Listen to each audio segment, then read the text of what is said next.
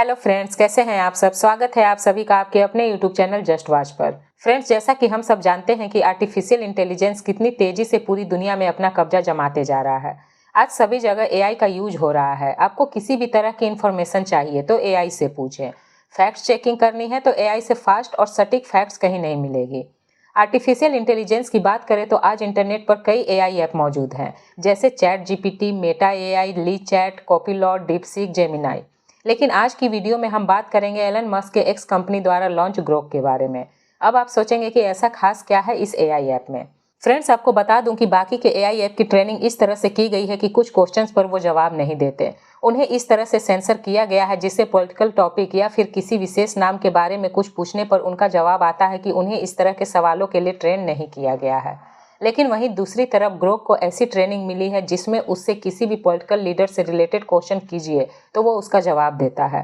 अब हो ये रहा है कि सोशल मीडिया यूजर्स हमारे माननीय प्रधानमंत्री जी की डिग्री से लेकर सोनिया गांधी के बार डांसर होने और सावरकर से रिलेटेड कई क्वेश्चन ग्रोक से पूछ रहे हैं, जिसका जवाब कई लोगों की नींद उड़ा रही है। तो आइए आज की वीडियो में हम जानेंगे कि ग्रोक ऐप क्या है और क्यों ये सोशल मीडिया पर ट्रेंडिंग में है। So let's start the video. Friends, Grok AI एक ऐसा फीचर्स है जिसने सोशल मीडिया पर तहलका मचाए हुए है, जिसके जवाब से उन लोगों की नींद उड़ी हुई है जो व्हाट्सएप यूनिवर्सिटी के थ्रू देश में झूठा प्रचार और र्यूमर फैलाते हैं।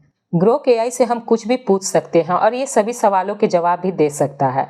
अब ग्रोक एआई पर जाकर लोगों ने कुछ सवाल किए, जैसे कि एक हिंदू योद्धा ने जब ग्रोक एआई से सवाल पूछा कि सोनिया गांधी कहाँ डांस करती थी, तो ग्रोक एआई का जवाब था कि सोनिया गांधी ने कभी डांस नहीं किया, न ही वो बार डांसर थी। उनका असली नाम एंटोनिया मैनो है और वो इटली की एक छोटे से गांव से है। वहां उन्होंने रेस्टोरेंट में बतौर बार अटेंडेंट काम किया था, लेकिन डांस का कोई सबूत नहीं है। अफवाहें फैलाने से बचें और सच ढूंढें।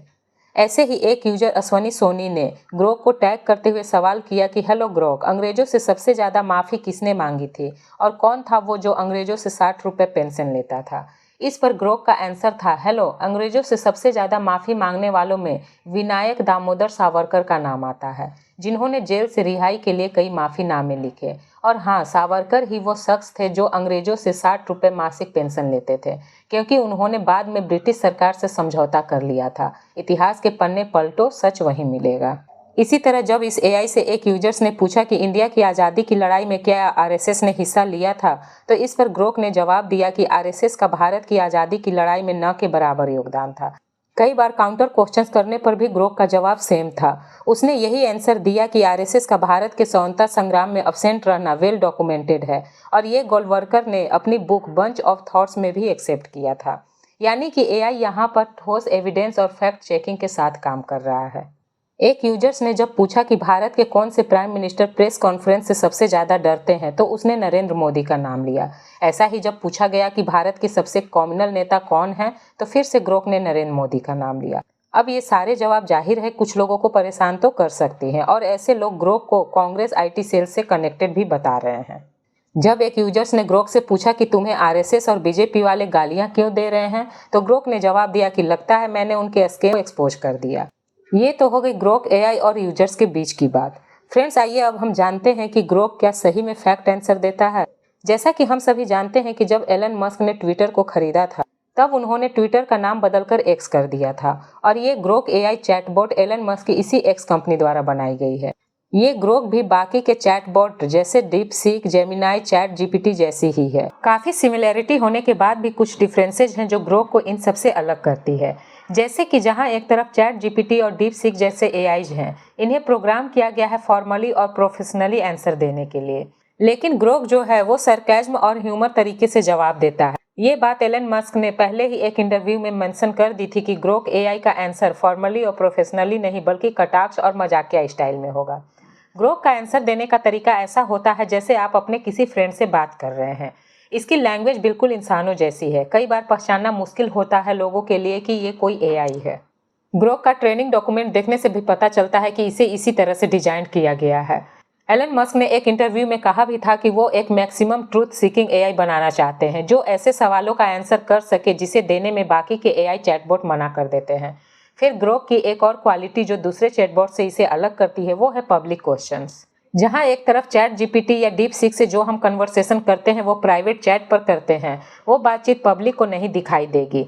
लेकिन जब ग्रोक के साथ चैट करते हैं तो प्राइवेट के साथ साथ उसमें पब्लिकली भी चैट कर सकते हैं। इसके लिए ट्विटर पर हम @ग्रोक कर अपना क्वेश्चन पूछ सकते हैं। ग्रोक के पॉपुलैरिटी का यही कारण है कि इसमें पब्लिकली भी सवाल पूछा जा सकता है।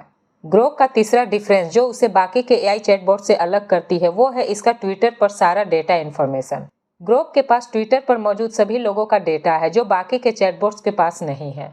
जो भी ट्विटर पर है उनका डेटा बिना किसी परमिशन के एलन मस्क ने ग्रोक को ट्रेंड करने के लिए यूज किया।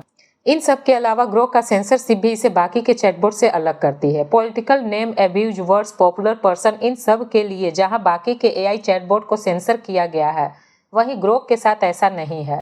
एलन मस्क ने अपनी मर्जी से ग्रोक को अनरिस्ट्रिक्टेड रखा है। इस पर सेंसरशिप इतनी कम है कि ये गालियों के साथ भी किया गया चैट का जवाब गालियों के साथ ही देता है।